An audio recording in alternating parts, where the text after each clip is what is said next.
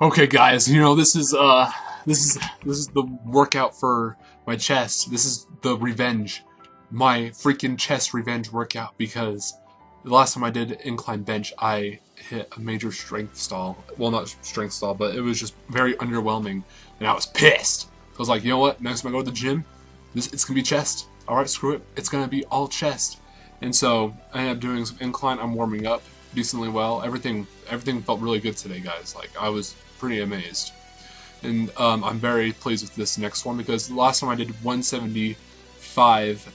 Well, sorry, the last time I did bench, I was doing a lot of sets of 3, but then today I was like, you know what, screw it. And so I did 172.5, and I got 5 reps. And I was pretty pleased about that. So that means I'm easily able to move up at least in one more range of actually increasing the weight. So that means I'd be moving up to 175, and I'm almost guaranteed I can probably get that for about 5 reps. The only sad thing about this kind of exercise, guys, is that this is very heavily dependent on your weight. Well, not your weight, but more or less your body composition at that moment. Because since I'm cutting, I'm losing weight, my leverages are not nearly as good as they used to be. Okay, like I don't have as much back fat, I don't have nearly as much, like range of motion. Like my range of motion is increased a little bit because of the decrease in body fat, but it doesn't matter, guys. Like I'm still very determined to hit PRs on this, and I'm feeling very lucky. But this is the last time I did barbell incline because now I'm going to switch back to dumbbells to kind of get that concurrent periodization training going, because I am still doing the 3-week switching every exercise, and you'll get to see some new exercises next time, so that'll be fun. And next up we have the incline machine press, and this was very awkward for me today because I did 240 for 4. I go for a 5th rep, wasn't gonna happen. I was like, okay, and so I gave myself a little bit of a break. And to be completely honest, I don't think I gave myself long enough breaks because I only got 2 reps of this freaking weight, and I was like, okay, it's all good. It happens. All right, it happens. All right, I gave myself a bit of a break. I was like, let's just lower the weight a little bit. Let's take off the 5s. That's what I'm doing, which is really just taking off the 5s. And then I go for it again. And then I can honestly say I was just really burnt out. I did not give myself enough break. Well, I went for a 2nd rep, but that was a fail. Anyways, here's my next exercise, aligned tricep extensions. And instead of increasing the weight, I actually decided let's increase the reps. And I was not stupid this time. I actually used different clips for it, so that way I wasn't banging against the ground, because the 10s aren't high enough off the ground to actually matter. So this is all good. I really like this exercise, but again, we're changing things up next time.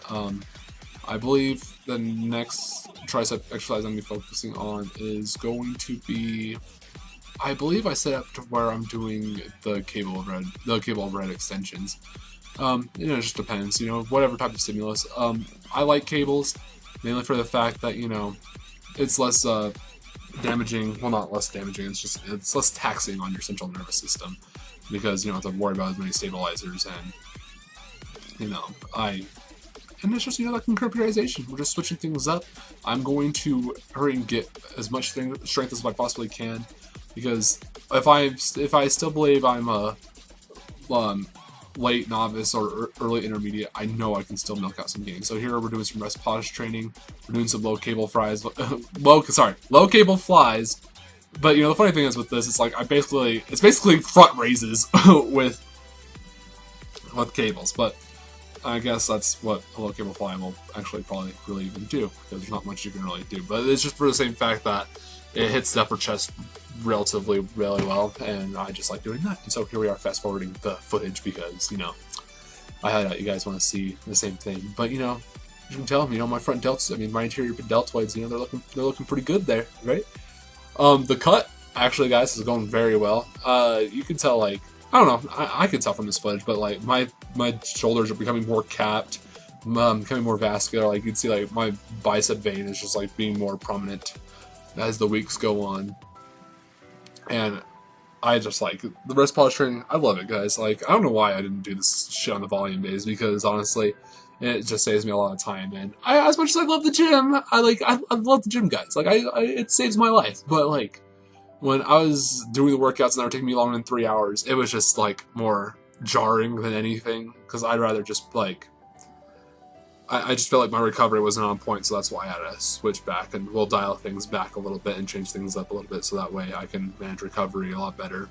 But anyways, here's my, I guess, quote-unquote last exercise of the workout was the V-bar pushdowns. I have 80 pounds, and this is also rest pause, so I do about 14 reps here, and then, you know, rest a little bit, and I do 4 sets of 5 reps.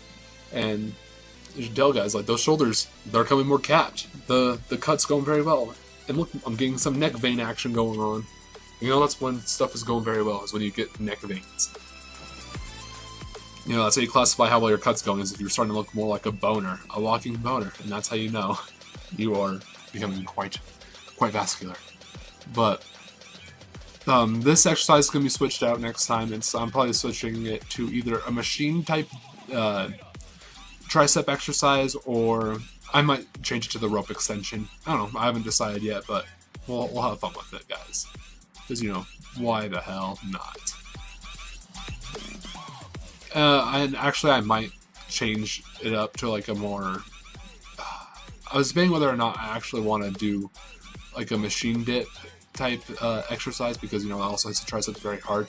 Because most of that will do is like build a lot of lockout strength. And I feel like this is more just pump and fluff training, but, you know, I don't mind it, but I feel like I can do something more efficient with the amount of time I have with the training. So, God, that vascularity, guys. Come on, give me a little bit of credit here. Anyways, here is an ending stretch. I do this stretch every time, or at least I start doing this stretch again every time I'm done working out, was the back bridge hold.